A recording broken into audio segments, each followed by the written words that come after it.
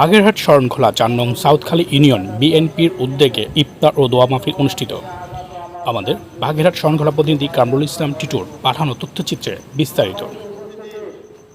বাগেরহাট শরণখোলা শহীদ রাষ্ট্রপতি জিয়াউর রহমান, দেশনেত্রী সাবেক প্রধানমন্ত্রী মরহুম বেগম খালেদা জিয়া ও উপজেলা বিএনপির প্রতিষ্ঠাতা সভাপতি মরহুম শাফেদ আলী হাওলাদারের রুহের মাগফিরাত কামনায় ইফতার ও দোয়া মাহফিল অনুষ্ঠিত হয়েছে। 15 মার্চ বিকেল 4:30টায় সাউথখালী ইউনিয়ন বিএনপি সভাপতি শহীদুল আলম লিটনের সভাপতিত্বে তাফালবাড়ি স্কুল অ্যান্ড কলেজ মাঠে দোয়া ও ইফতার মাহফিল অনুষ্ঠিত হয়।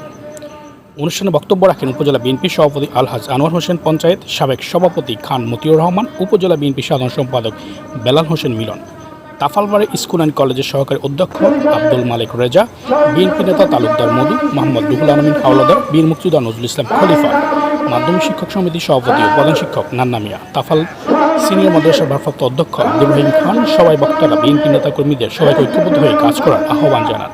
দৈনিক ইনস্টার বিডির পক্ষ থেকে কামরুল ইসলাম টিটু, শরণখোলা, বাগেরহাট।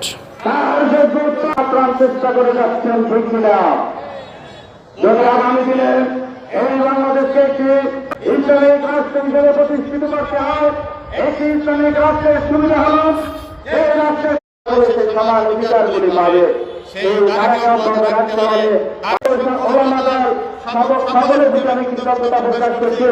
আমি আন্তরিকভাবে ধন্যবাদ এবং কৃতজ্ঞতা প্রকাশ করছি আজকের অনুষ্ঠানে যে সমস্ত উপজেলা নেতৃবৃন্দ, সিনিয়র নেতৃবৃন্দ, শিক্ষক নেতৃবৃন্দ, মুক্তিযোদ্ধা প্রমাণ করেছিলেন।